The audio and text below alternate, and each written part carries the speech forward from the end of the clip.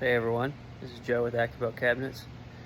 This is really close to a year ago when I made my first shop tour of AccuBuilt Cabinets here, and we're still very proud of what we have.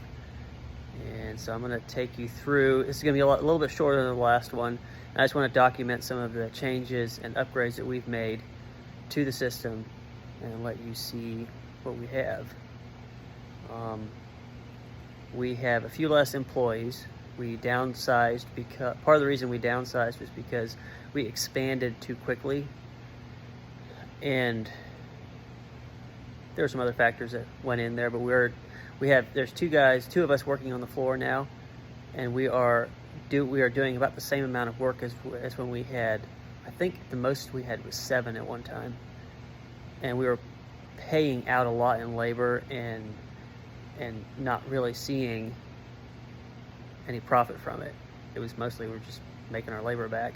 And so we upped our employee efficiency quite a bit, and I like it a lot better.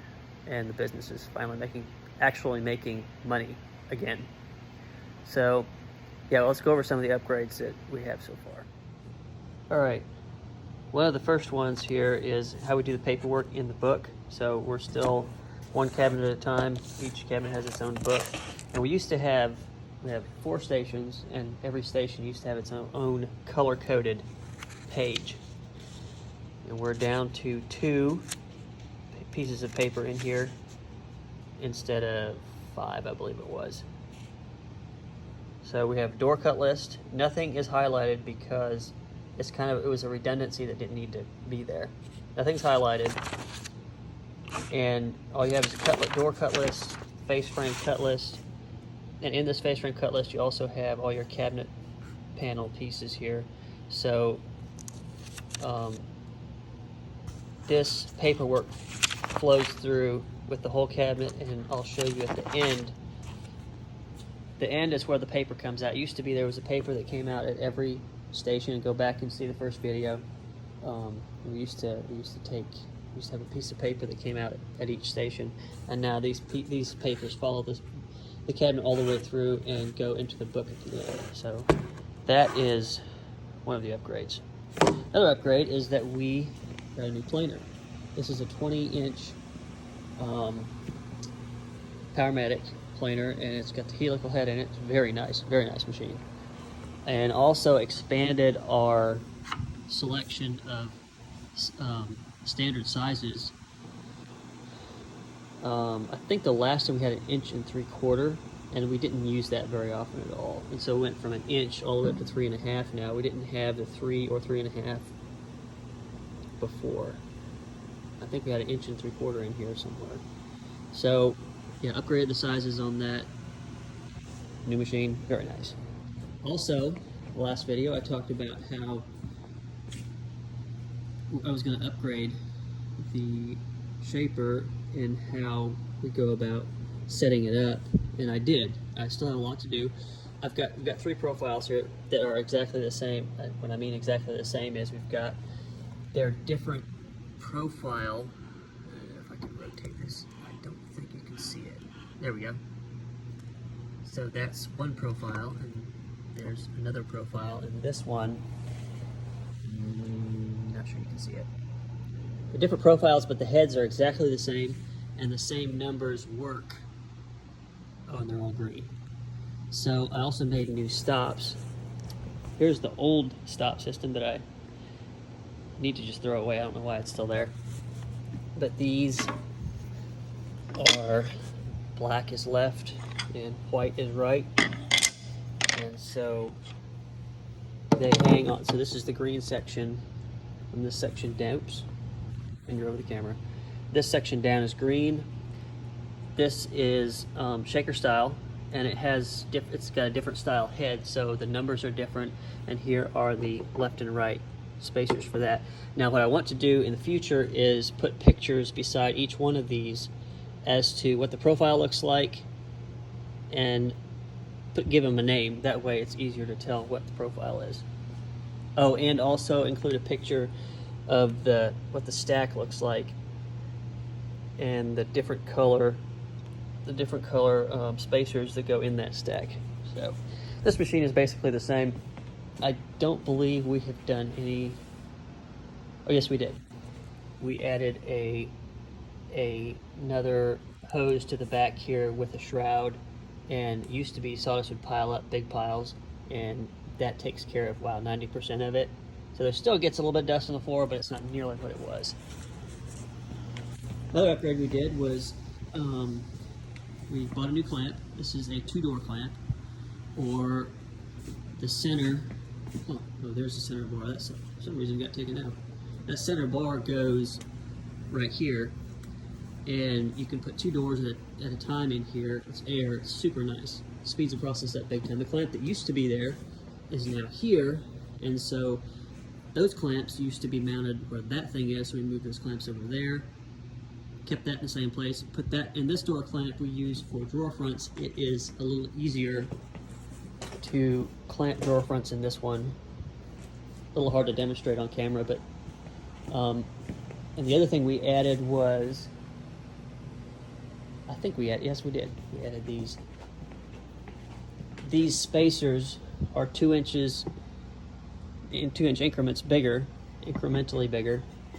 And when you stack drawer fronts in here, you need these spacers to act as, I guess, push against bars to keep everything straight. Again, kind of hard to demonstrate, but that was something that we added. And then it used to be that this area right here was used to put the doors together, and that little tower was mounted over here. So now we have a separate little table on wheels that we put the doors together, and it's a nice intermediary section where you can stack your door parts here and work on shaping them, putting the profile so that's like right there. And I think I added this table also. I think that used to be a tabletop for that old shaper that is up there. I took the tabletop off and made a nice side table. All right, a few more over here in, mostly this stuff is the same. We added a new vacuum system to this machine. Used to put out a lot of dirt. This is the 1/4-inch groover for the drawer bottoms, and we added a new vacuum system to it, and this again cuts down on quite a bit of dirt. I think maybe one more that I did since then is I had drills down here, but I color coded these drills so that I don't have to guess what I'm grabbing for. This is my square drive. This is my Phillips drive. This is what I use to put holes in the back of the drawers so that they fit onto the slides. This is a 3/16 drill bit. So I know what goes there. No guesswork. This is my jig for the back of the drawers. And the other thing I did was I moved my tools from there up to here. Again, I'm not sure why that's not gone by now, but it's still there. Part of the reason I moved the tools from down there to up here is because my nephews would come in here, and they're 3, 4, 5 years old, and they would take my tools and spread them all over the shop, and that was super annoying. So, one more thing. There used to be an air compressor and dryer right there, and this is real recent. This is yesterday that we moved this. We moved them from there up to the top here.